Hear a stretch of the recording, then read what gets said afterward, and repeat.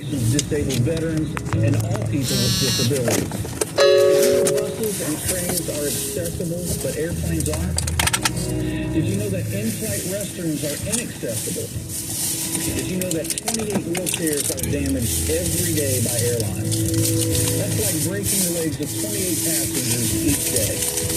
Unbelievable. How is this okay? Air travel should be accessible and safe for everyone.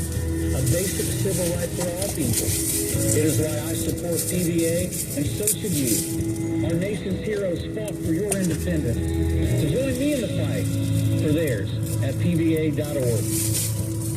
Proud to serve you since 1923. KFBK. And I am Brett Whittle in for Clay and Buck. Thanks so much to Clay and Buck for having me in here today. It's a real pleasure, and I am very, very grateful to get to spend time with this incredible audience.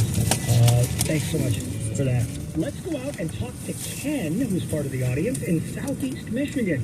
Ken, welcome to the show. What's on your mind?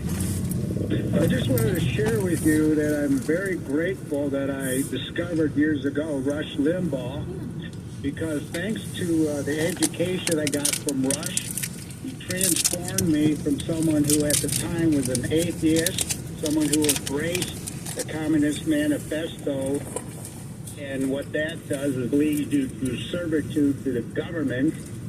And I became a Christian who embraces the free market system and capitalism, which leads you to freedom.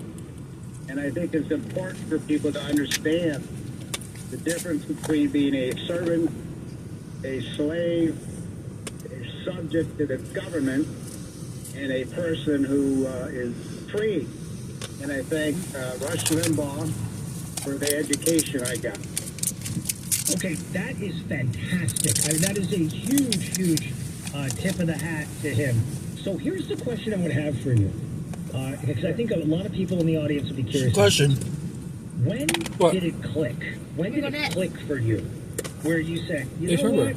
I'm not that anymore. I'm this. What was the thing that took you to that place? When I studied world history and I discovered that the end result of any nation that followed the belief system of the Democrat Party, the teachings of socialism, communism, Marxism, every first model we saw with the Soviet Union. Every first model. I said, wait a minute. And as I did more studying, I realized that if you want to be free, that requires hard work. And that's how I realized that everything that I had been told was wrong.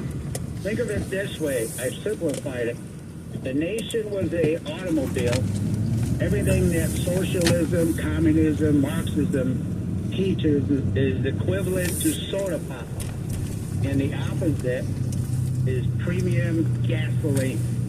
So people pour gasoline into your nation's gas tank, and you'll be a free citizen. But if you pour soda pop, you'll destroy your nation, and you'll be a servant to the government. Outstanding. Outstanding. That's a great revelation from you. And I'm so happy that you called in today, Ken.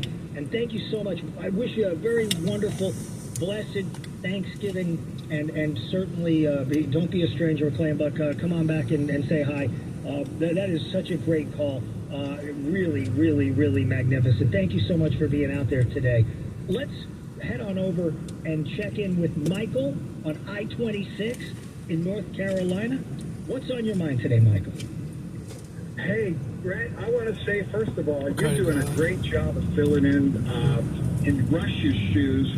Clay and Buck show, and I like their show, but you do a better job of staying kind of weaving the topics together like Rush used to do. So, look, everybody's got a different sort of style, right? But the thing is, you know, when I'm putting together my show, one of the things I do a lot is listening to Clay and Buck, because they have this ability. You know, when you're broadcasting as a twosome versus a onesome, what's really cool is to get the different sort of perspectives. And so I think that they do a tremendous service, especially when they're able to break down these things. Like when you go back to the interviews that they did with the now President Trump, but when he was a candidate in this last run, they were able to get so much great information with him, and that is attributable. Let's be honest about this. That is attributable because it's two people that are able to kind of dance this sort of waltz, right? And it's tricky at times to do that. So this is absolutely a high honor for me to get to spend time with this incredible audience. It's a smart audience, and it is a group of people that I think will see through a lot of the nonsense that comes our way. And by the way, while we're on this point for just a couple of moments, one thing I want to do is to say to you, you're going to be meeting people from time to time who are going to disagree with the way you think, right? You're going to be there maybe this weekend, coming up tomorrow with Thanksgiving, and then you might be with a group of people over the course of the weekend before you travel back home, or where they travel back home. Effective persuasion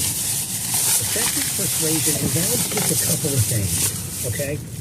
It involves the ability to listen to what the other person is saying.